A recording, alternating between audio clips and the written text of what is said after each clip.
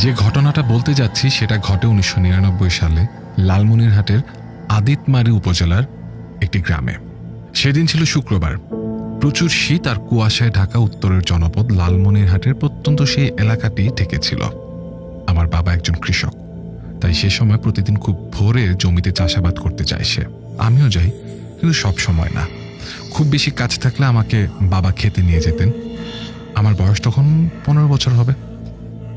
আমার আব্বু আমাকে রাতে ঘুমানোর আগে বলেন, বাবা কাল খুব ভোরে ধান খেতে সার দিতে হবে, তাড়াতাড়ি ঘুমিয়ে পড়। আমি ঘুমিয়ে পড়লাম এবং খুব ভোরে আমাকে আমার বাবা ডাকলো। আমি ঘুম থেকে তাড়াতাড়ি উঠলাম। উঠে হাত মুখ ধুয়ে দেখলাম টেবিলের উপর মুড়ি। এক মুঠো মুড়ি খেয়ে আমি বাইরে বের হয়ে দাঁড়ালাম এবং বাবা আসলে বাইসাইকেলের মাঝখানে সারের বস্তা নিয়ে আমি এবং বাবা হেঁটে রওনা দিলাম। অনেকটা সকাল হয়েছিল, কিন্তু এত বেশি পরিমাণ কুয়াশা ঝরছিল যে 1 মিটার সামনে দেখার কোনো উপায় ছিল না। আমাদের বাড়ি থেকে অল্প দূরে ধান ক্ষেত। ছোটখাটো একটা হাইওয়ে অতিক্রম করা লাগে। হাইওয়ের চারপাশে অনেক বড় ঝোপ, যেখানে সেই সময় ঢাকার নৈশকোচ চলাচল করে। আমি এবং বাবা সাইকেল নিয়ে যাচ্ছি হেঁটে হেঁটে। তো আমাদের পাশ দিয়ে প্রথমে 2টা নৈশকোচ খুব দ্রুত গতিতে অতিক্রম করলো এবং তারপর একটা মোটর সাইকেল অতিক্রম করলো 4 জন আরোহী নিয়ে। এরপর আরো একটা নৈশকোচ আমাদের অতিক্রম করলো। এর 15 সেকেন্ড পর বিকট একটা আওয়াজ হলো। আমার বাবা আমাকে বলল, সাইকেলটা একটা গাছের সাথে হেলান দিয়ে রাখ, চল দেখি ওখানে কি হলো। আমি আর আমার বাবা অনেক জোরে দৌড়ে গিয়ে দেখি সেই মোটরসাইকেলটা পড়ে আছে আর মোটরসাইকেলের 4 জন 4 স্থানে পড়ে আছে। যিনি চালক ছিলেন তার কান দিয়ে রক্ত বের হচ্ছে এবং চোখ দুটি খোলা। কান দিয়ে প্রচুর রক্ত বের হচ্ছে এবং তিনি স্পট ডেড। তার পাশে ছোট্ট একটা ছেলে, বয়স আনুমানিক 6 বছর হবে। তার মাথার মগজ বের হয়ে ছিটকে অন্য স্থানে পড়ে আছে আর তার স্ত্রীর কান দিয়ে রক্ত বের হচ্ছে, তিনিও মৃত। আর একজন 10 বছরের বালিকা, চোখে কালো গ্লাস, সে ছটফট করছে। ততক্ষণে অনেক লোকজন জমায়েত হয়েছে। আমার বাবা আমাকে বলল, একে তুলে নাও। আমাদের বাড়ির পাশে গ্রাম্য একজন নামকরা ডাক্তার আছেন, তার বাড়িতে আমার কাঁধে তুলেই নিয়ে যাচ্ছিলাম মেয়েটাকে। অল্প কিছু দূর যাওয়ার পর একটা ভ্যান পেলাম। তখন সেই ভ্যানে করে ডাক্তারের বাড়িতে নিয়ে গেলাম মেয়েটাকে। ততক্ষণে সেই মেয়েটিও মারা গেল। লাশটা যেখানে দুর্ঘটনা ঘটেছিল সেখানে ভ্যানে করে নিয়ে গেলাম। একটু পর পুলিশ ঘটনাস্থলে এসে লাশগুলো নিয়ে থানায় গেল। মূল ঘটনা এখান থেকে শুরু। এরপর আর জমিতে গেলাম না সেদিন আমরা। গায়ে অনেক রক্ত লেগেছিল, সেগুলো পরিষ্কার করে ফ্রেশ হলাম। জুম্মার নামাজ পড়ে এলাকার লোকজন আমার কাছে ঘটনা জানতে চাচ্ছিল। আমি সবাইকে বলে দিলাম যা যা হয়েছিল। এভাবেই সারাদিন কাটলো। রাতে খেয়ে ঘুমাতে গেলাম। খুব ভয় হচ্ছিল। অন্ধকার রাত, ইলেকট্রিসিটি তখন ছিল না আমাদের গ্রামে। সেই অ্যাক্সিডেন্টের কথা ভাবছিলাম। ভাবতে ভাবতে কখন যে ঘুমিয়ে গেলাম বলতে পারি না। মাঝরাতে হঠাৎ ঘুম ভেঙে গেল। আমি টয়লেটে গেলাম। টয়লেটে বসেই দেখি সেই মেয়েটি আমার সামনে দাঁড়িয়ে। আমি তাড়াতাড়ি উঠে তাকে ধাক্কা দিলাম, কিন্তু তার গায়ে হাত যেতেই সে উধাও। আমি আল্লাহ বলে চিৎকার করলাম আর আমার ঘরের দিকে দৌড় দিলাম। ঘরে গিয়ে চিৎকার করে মাকে ডাকলাম। মা আতঙ্কিত হয়ে আসলো আমার কাছে, জিজ্ঞেস করলো কি হয়েছে। আমি বললাম। মা আমাকে বলে, বাবা তুমি সেই মেয়েটাকে কাঁধে করে নিয়ে ডাক্তারের কাছে গিয়েছিলে তো, তাই হয়তো কল্পনা করছো। এটা তোমার মনের ভুল, এসব নিয়ে ভেবো না, ঘুমিয়ে পড়ো। যাই হোক, আমাকে পানি খাওয়ালো মা। তারপর ঘুমানোর চেষ্টা করলাম, কিন্তু ঘুম আসে না। শুধু সেই ভয়াবহ দৃশ্যটা চোখের সামনে ভেসে আসছিল। এভাবেই হালকা ঘুম চলে আসলো, কিন্তু পুরোপুরি ঘুমায়নি তখনও। হঠাৎ বুকের ভেতরটা চমকে উঠল। চোখ খুলে দেখি আমার ঠিক ওপরে বাঁশের প্যারার সাথে সে মেয়েটার লাশ ঝুলে আছে। আমি তাড়াতাড়ি করে উঠতে চেষ্টা করলাম, কিন্তু আমার শরীরটা এতটাই ভারী যে এক চুলও নড়তে পারলাম না। চিৎকার করছে, কিন্তু মুখ দিয়ে কোনো আওয়াজ বের হচ্ছে না। কোনো উপায় না পেয়ে আমি ঝুলে থাকা সেই লাশটির দিকে আর তাকালাম না। চোখ বন্ধ করে থাকলাম আর আয়াতুল কুরসি পড়তে লাগলাম। কিন্তু যতই মনে মনে পড়ছি ততই আমার শরীরটা রীতিমতো ভারী হয়ে যাচ্ছিল। অনেক কষ্ট করে আয়াতুল কুরসি শেষ করলাম। শেষ করার সাথে সাথে আমার শরীরটা হালকা হয়ে গেল। উপরে তাকিয়ে দেখি সে ঝুলন্ত লাশটি নেই। এই সময় মসজিদে মুয়াজ্জিনের সুমধুর আজানের আওয়াজ শুনতে পেলাম।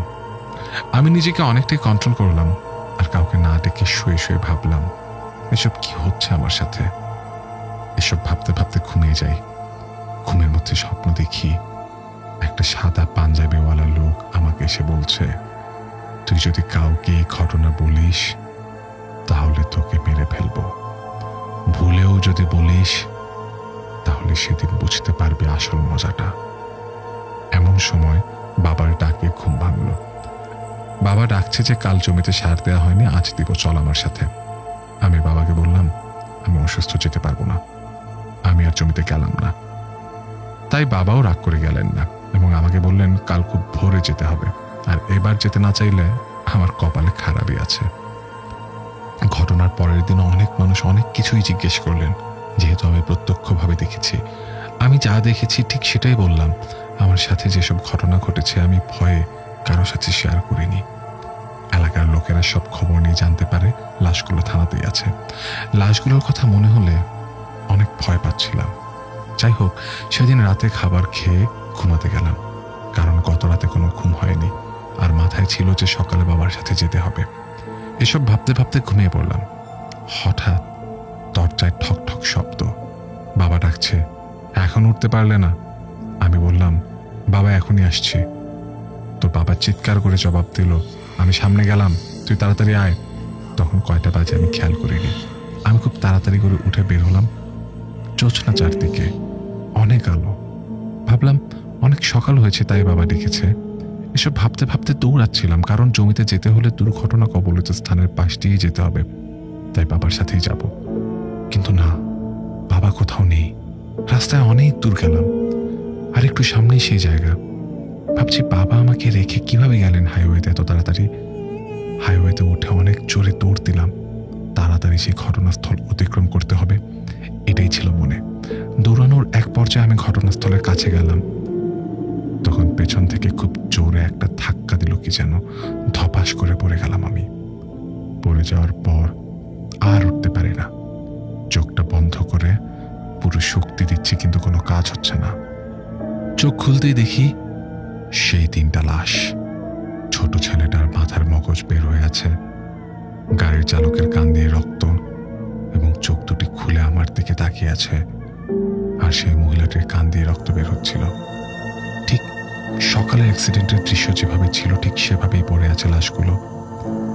আর সেই মেয়েটি অল্প নড়াচড়া করছে, ফিস ফিস করে আমার কানে কে যেন বলছে, যা এবার কাঁধে করে নিয়ে ডাক্তারের কাছে, দেখি তোমার কেমন ক্ষমতা।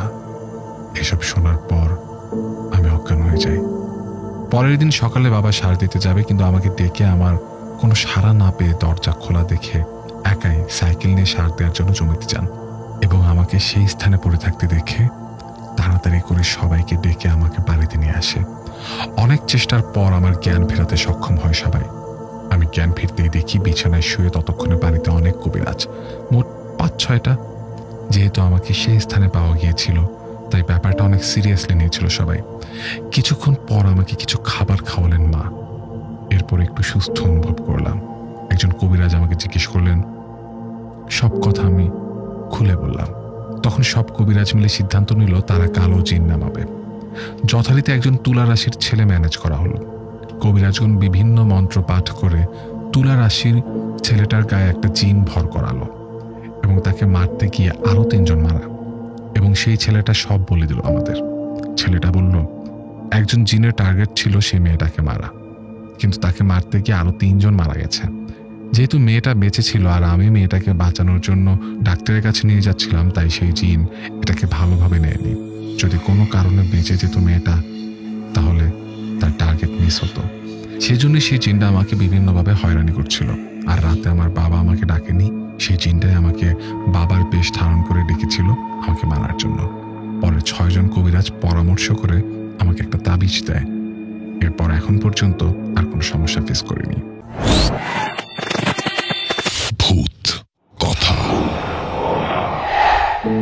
আপনার নিজের ভৌতিক অভিজ্ঞতাগুলোকে অন্যের কাছে পৌঁছে দিতে আপনার ঘটনাটি আমাদেরকে লিখে পাঠান রেডিও ফুর্তির অফিসিয়াল ফেসবুক পেজে মেসেজ করে অথবা অডিও ক্লিপ রেকর্ড করে। আমাদেরকে ইমেল করেও পাঠাতে পারেন ভূতকথা@radiofurti.fm।